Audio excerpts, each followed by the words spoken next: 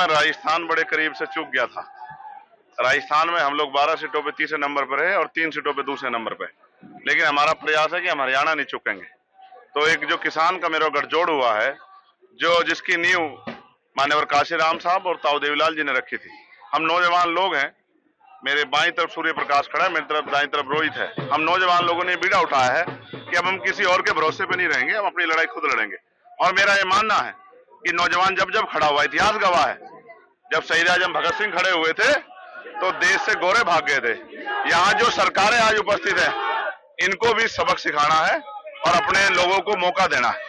मैं मानता हूँ राजनीति में जिनके पास ताकत नहीं होती वो कोई काम नहीं कर पाते, तो हमें राजनीतिक ताकत हासिल करनी है, किसान कमेरों का भला करना है, नौजवानों का, गांव में रहने वाली महिलाओं को घर तक रोजगार लेके जाना है, बहन बेटियों के सम्मान की रखवाली करनी है और अपनी फसलों पर, अपनी नस्लों पर दुश्मन की निगाह नहीं पड़ने देनी। इस बात की हमें जिम्मेदारी से एहसास है। हम नौजवान। आपने अपने संबोधन में कहा हरियाणा सिरमौर रहा है भारत की राजनीति, दिल्ली हरियाणा से चलती जा उल्टा हो गया है।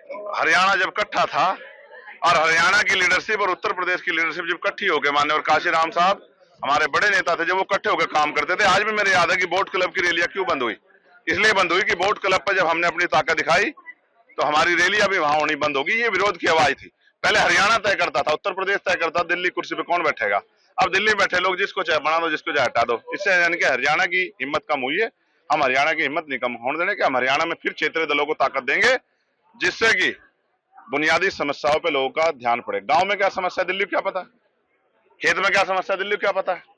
दिल्ली वालों को तो ये भी नहीं पता आलू ऊपर उगते हैं पेड़ के या नीचे उगते हैं। उनको तो चिप्स का पता है कि पैसे वाले को, कंपनी वाले को चिप्स के पैसे सही मिल जाने चाहिए। तो हमें किसानों को मेरे की परवाह है। न्यूनतम वेतन क्या उनको क्या पता है, घर कैसे चलता है उनको क्या पता है, पेड़ कैसा लगता है, कौन से पेड़ से क्या बनता है उनको क्या पता है। हम तो किसान लोग हैं, हमें सब पता है, इसलिए हमें अपने लोगों की चिंता है। और 5 साल बाद हमारे लोग पछताए ना, अगर गलती कर देंगे तो फिर पछताएंगे।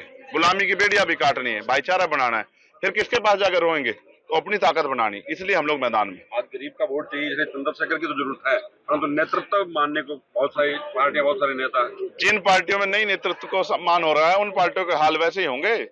जैसे केंद्र में भाजपा 400 कह रही थी और 240 बड़ी मुश्किल से पकड़ी। समझ रहे हैं आप, समाज सब देखता है, समाज के आंख है। अब सोशल मीडिया का जमाना है, एक एक बार लोगों तक जाती है कि हमारे लोग नहीं देख रहे कि दूसरी पार्टियों में जो हमारे नेता है, हमारे समाज को, उनको किस तरह अपमानित किया जा रहा है। आज जब उनका नंबर आया तो कुर्सी खींच ली गई है, उनको इग्नोर किया जा रहा है। वो हमारी बड़ी बहन है, इसका खामियाजा जो है उन पार्टियों को चुकाना पड़ेगा जो उनका अपमान कर रहे हैं। For exclusive and insightful videos, subscribe to our new channel ABP Live Premium.